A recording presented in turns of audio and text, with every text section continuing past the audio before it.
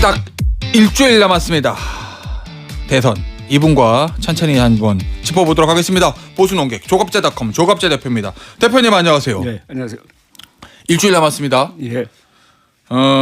일주일 그리고 이제 내일부터는 여론조사 공표 금지 기간이고 이제 사전투표 시작되는데 예. 일주일 동안 지금 판세가 변할 것이냐 이게 관건이거든요. 어떻게 전망하세요?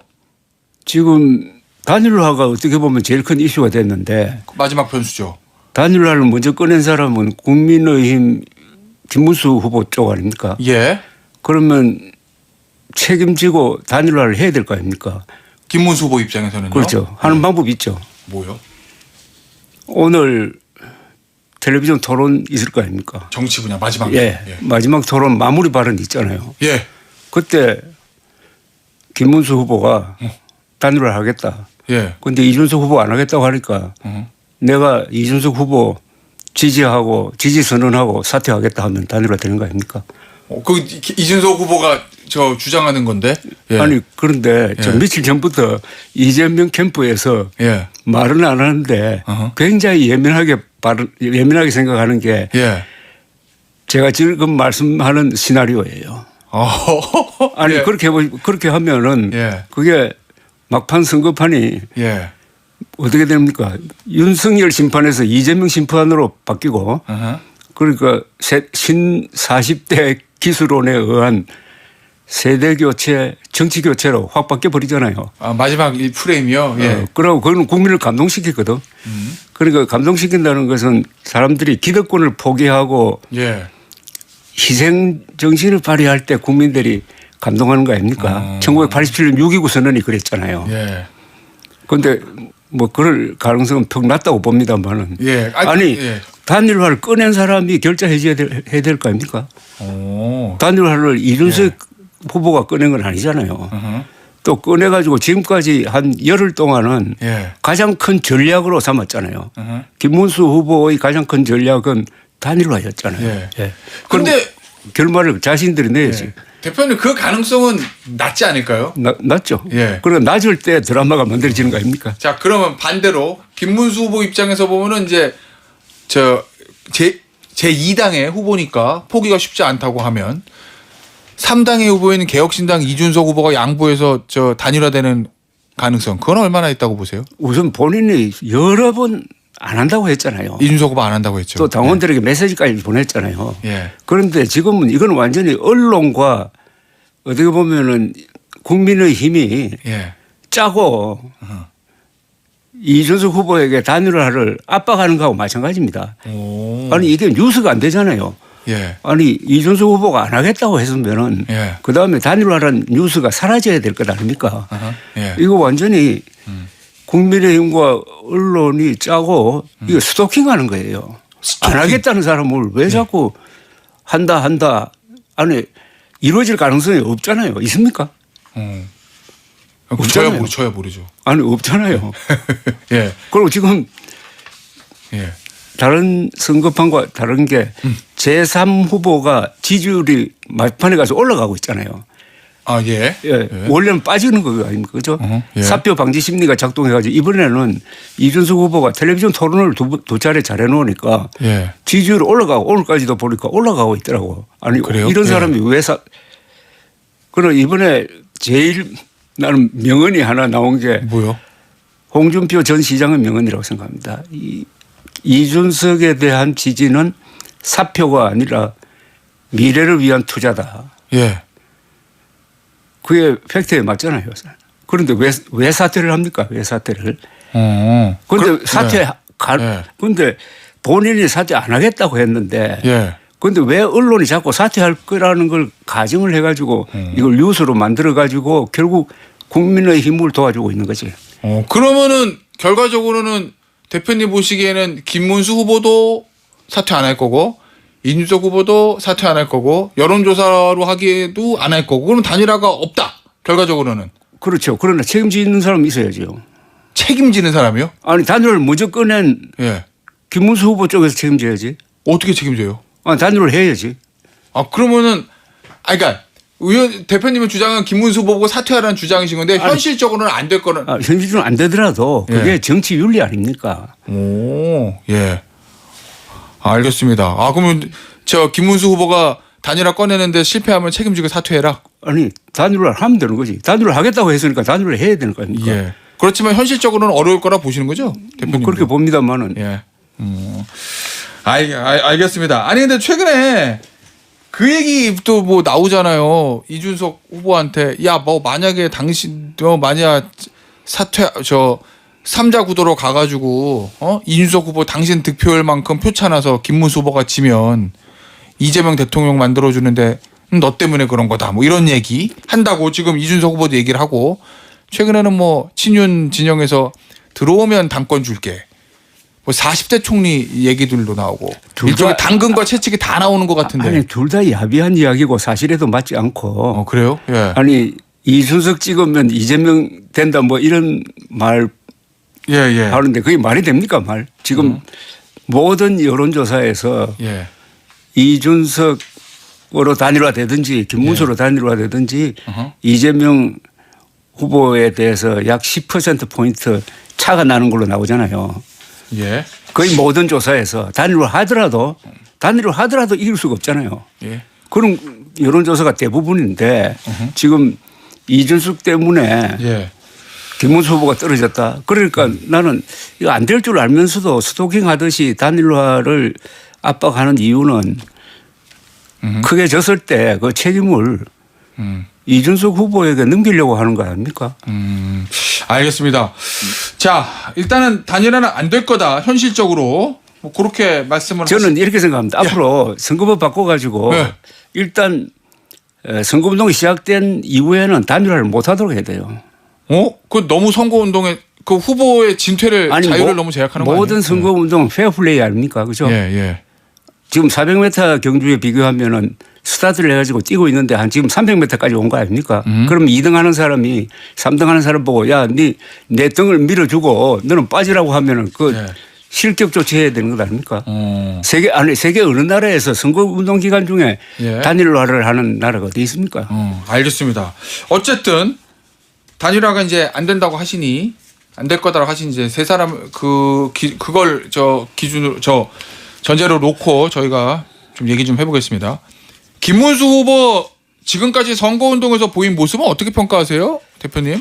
저는 이번 선거판은 5월 3일에 결정됐다고 봅니다. 5월 3일이요? 5월 3일 전당대회 때 지금 이 선거가 윤석열 심판 선거가 될 거는 분명했잖아요. 뭐 그렇죠. 그러면은 윤석열을 부인하는 윤석열과 가장 멀리 있는 후보자를 냈어야 되는 것 아닙니까? 국민의힘이. 그런데 윤석열과 가장 가까이 있었던 친윤석열로 불리는 김문수 후보를 선출한 그때부터 사실은 선거판은 결정돼 버린 거 아닙니까? 반대로 지금 그때 한동훈 후보를 국민의힘이 뽑았으면은 한동훈 이준석 단일화는 굉장히 힘이 있었을 겁니다. 세대 교체의 명분으로. 그것도 있고 윤석열에 대해서 같은 입장이니까. 지금 김문수 이준석 단일화가 안 되는 이유가 한 사람은 부정선거 음모론자에 가깝고 한 사람은 부정선거 음모론과 싸운 사람 아닙니까? 한 사람은 윤석열 추종자에 가깝고 한 사람은 윤석열과 싸운 사람인데 두 사람을 어떻게 합방을 시킵니까? 그런데 한동훈의 경우에는 다르잖아요. 그래서 한동훈 이준석 단일화 이건 굉장한 드라마를 만들었을 겁니다. 예전에도 한번 말씀하셨었어요. 대표님. 그런데 결국 국민의힘의 당원과 지지자들이 선택을 잘못한 겁니다. 아니 윤석열 심판이라는 것은 이번 선거의 가장 큰 주제가 될 거라는 걸 알았잖아요. 그런데 어떻게 그런 선택을 합니까?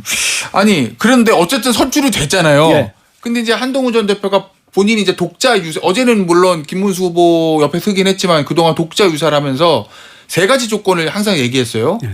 저 국민의힘이 승리하기 위한 조건, 그러니까 부정선거 음모론과 절연, 그렇죠. 윤석열 전 대통령 부부와 절연, 계엄과 탄핵에 대한 사과, 이거를 김문수 후보가 지금이라도 적극적으로 받아들이면 남은 일주일 동안 뭔가 그래도 좀 판세를 바꿀 수 있는 승산이 있다고 보세요? 이미 늦었죠. 늦었어요? 그러니까 김문수 후보가 후보 등록한 그날 했어야지. 그날 확실하게. 그래서 거기 플러스 알파를 해야 돼요. 내가 대통령이 되면은 사면 안 한다. 윤석열 부부가 형 확정되었을 때 사면 안 한다. 난 저 비상계엄에 대한 특검 받아들이겠다. 예. 이 정도로 이야기했어야죠. 그러니까 윤석열 심판 선거에서는 윤석열을 비판하는 후보라야 득표를 할 수 있는 거 아닙니까? 그런데 예. 그런 행동을 안 하고 표를 달라고 하니까 예. 이재명 후보 비판이 먹혀들지가 않는 거예요. 아니 윤석열을 변호하면서 이재명 후보만 비판하면은 그 좀 모순 아닙니까? 예. 양쪽을 다 비판했어야지. 알겠습니다.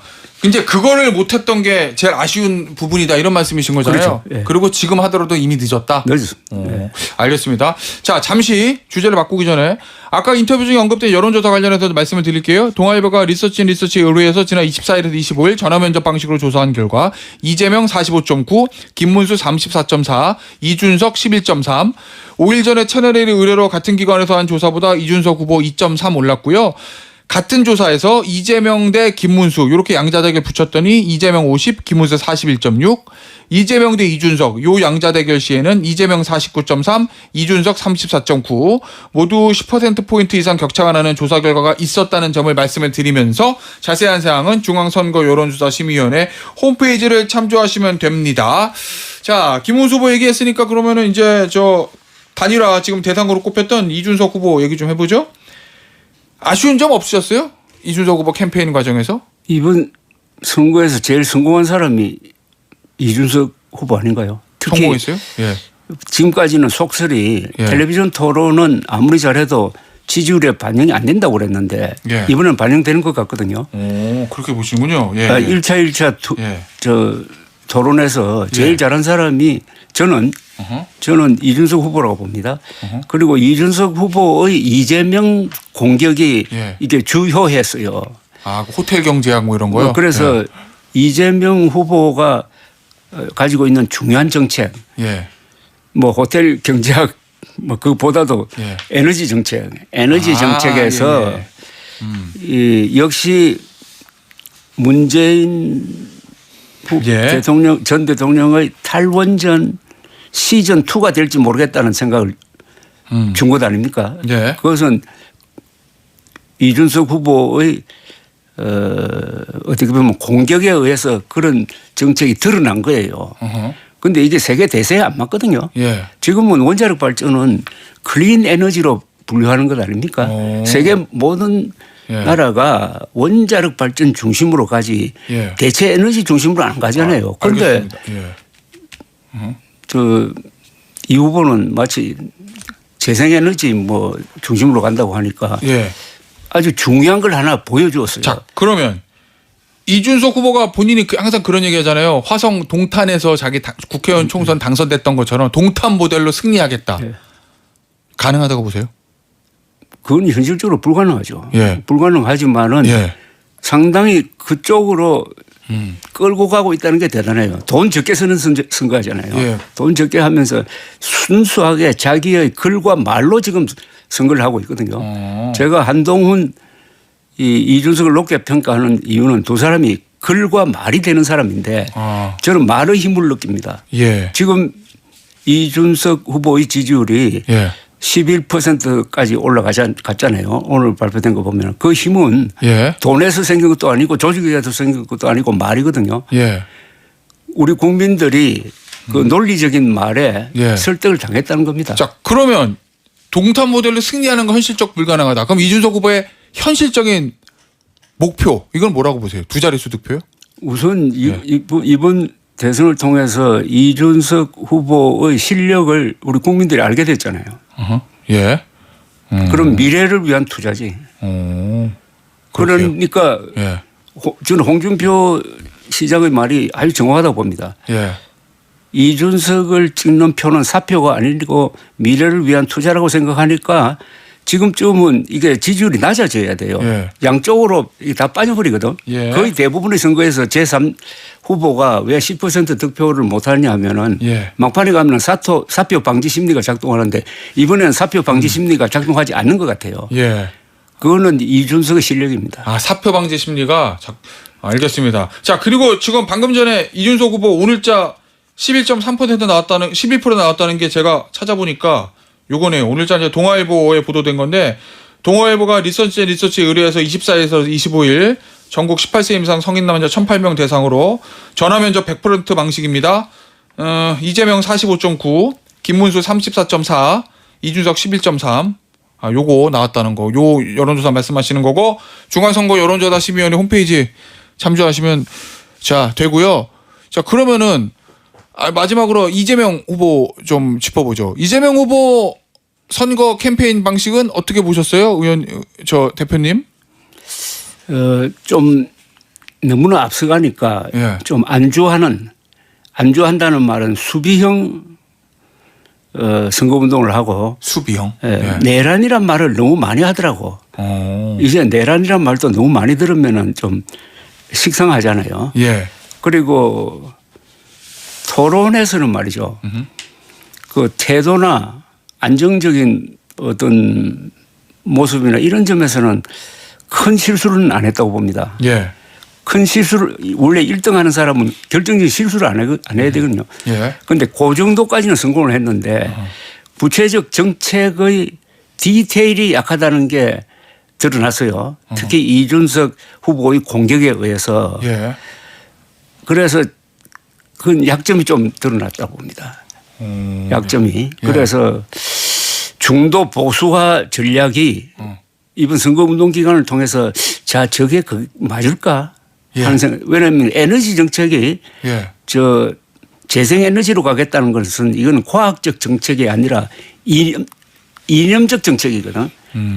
좌파적 정책이 바로 그런 재생에너지 중심의 에너지 정책이라고요. 그런데 예. 이 에너지 정책은 우리나라 모든 산업의 기반 아닙니까? 우리가 이렇게 지금 경제성장에 성공한 거는 원자력 발전 중심으로 가서 값싸고 질 좋은 전력을 공급한 건데 예. 이걸 근본적으로 지금 바꾸려고 하니까 불안감을 준 점에서는 조금 실수한 것 아니냐 하는 생각이 들어요. 그러면은 이재명 후보가 중도 보수론 많이 얘기했었잖아요. 예, 예. 원래부터 민주당은 중도 보수 포진이 있었다 이런 발언. 그게 진정성이 없다 그렇게 보시는 거예요? 이번 선거운동 기간을 통해서 거기에 대해서 국민들이 예. 조금 불신하는 쪽으로 간 것 아니냐 하는 생각이 듭니다. 예.